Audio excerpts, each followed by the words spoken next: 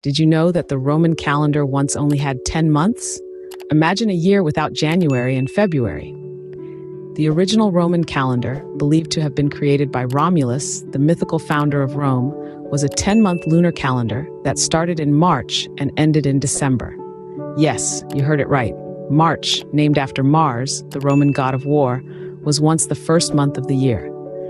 This calendar was based on the lunar cycle, and each month was either 30 or 31 days long, roughly aligning with the phases of the moon. The months of Quintilis, Sextilis, September, October, November, and December were simply named for their numerical position in the year, 5th through 10th, respectively. Other months like April, May, and June were named after Roman gods and goddesses like Aphrodite, Maia, and Juno. The most intriguing part of this 10-month system was its disregard for winter. Following December, there was a 61-day period that was not assigned to any month. The Romans, being primarily agricultural, did not find it necessary to include the harsh winter months in their calendar. It was a time of rest and preparation for the new agricultural season, and therefore did not warrant a place in the calendar year. However, this calendar system was not without its flaws. For instance, it was not in sync with the solar year, leading to discrepancies with seasonal events. Additionally, the naming system of the months was far from perfect, with the last 6 months of the year named according to their numerical order in a 10-month system. This fascinating calendar system, with its 10 months, peculiar naming conventions, and disregard for winter, was a reflection of the Romans' priorities and their understanding of the world around them. It was a calendar for a society that was deeply rooted in agriculture and the worship of gods, a society that celebrated war and peace, growth and harvest. That's right, the Romans didn't even consider winter a part of the year. So, who decided to give winter its due? It was King Numa Pompilius, the second king of Rome. King Numa wasn't quite content with the 10-month calendar that his predecessor Romulus had established. He felt it was incomplete, not fully encompassing the lunar cycle. With a keen eye for detail and a deep respect for the natural world, he set out to rectify this. King Numa introduced 2 additional months, January and February, to the year. This brought the Roman calendar in line with the lunar cycle, giving us the 12-month calendar we are familiar with today. But why these names? And why were they placed at the beginning of the year?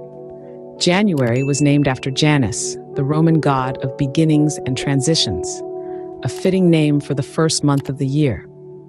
February, on the other hand, takes its name from Februa, an ancient Roman festival of purification held on the 15th of this month. It was a time of cleansing, of making amends, and of readying oneself for the year ahead. But King Numa didn't stop there. He also assigned an odd number of days to each month. In Roman times, odd numbers were considered auspicious, believed to bring good luck and fortune. So each month was given either 29 or 31 days, except for February, which was assigned 28 days, or 29 in a leap year. King Numa's changes weren't just about aligning the calendar with the lunar cycle. They were a reflection of the Romans' deep respect for nature, their gods, and their belief in the power of numbers. Through these changes, King Numa shaped the calendar we use today. While further adjustments have been made over the centuries, his influence remains. It's a testament to his wisdom and foresight that we still start our year with January and end it with December.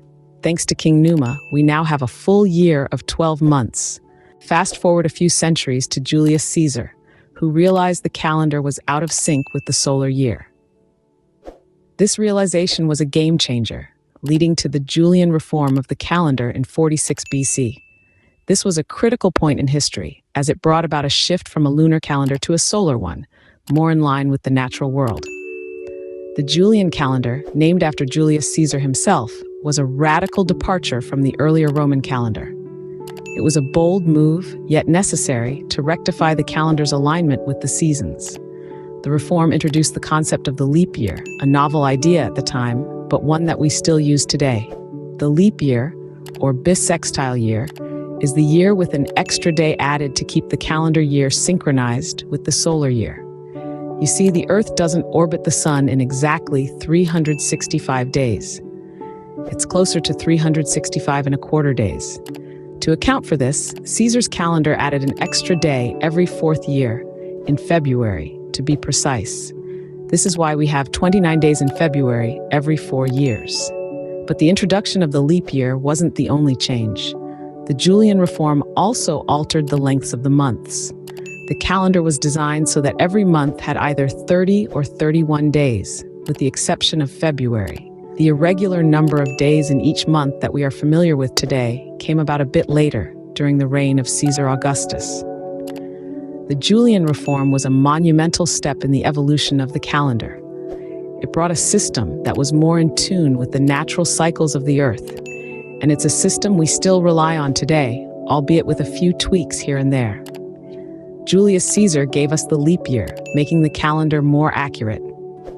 His reform paved the way for the calendar system we use in the present day, connecting us with the past in a way that is both practical and profound.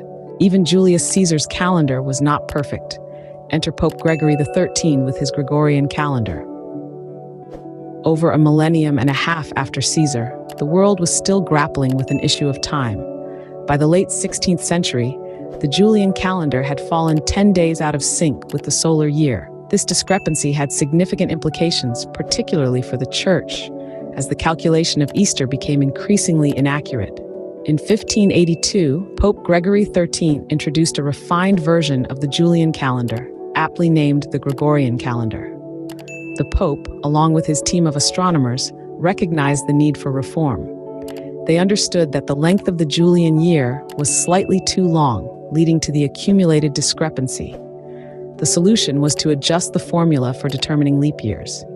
While the Julian calendar added a leap day every 4 years, the Gregorian calendar proposed to omit 3 leap days every 400 years.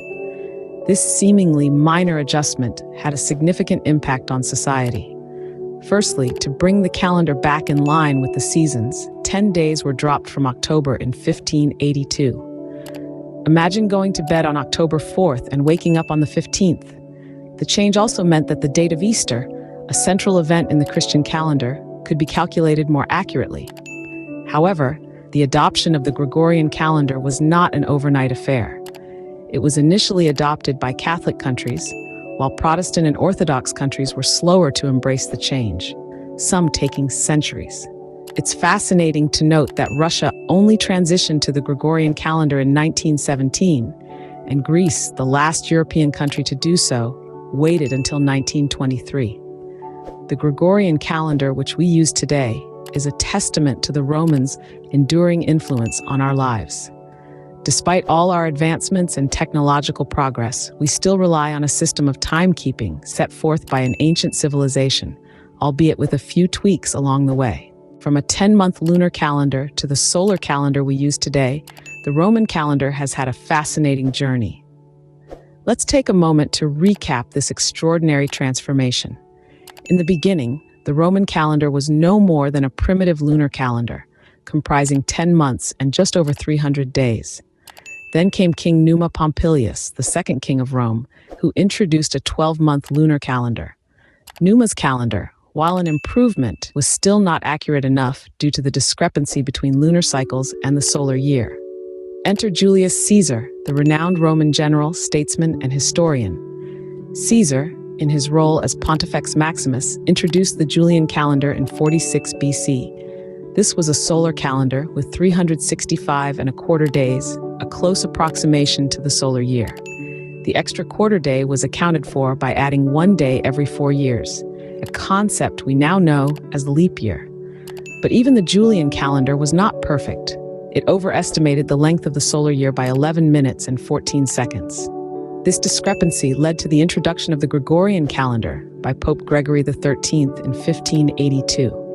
The Gregorian calendar, with its complex leap year rules, is the calendar most of the world uses today.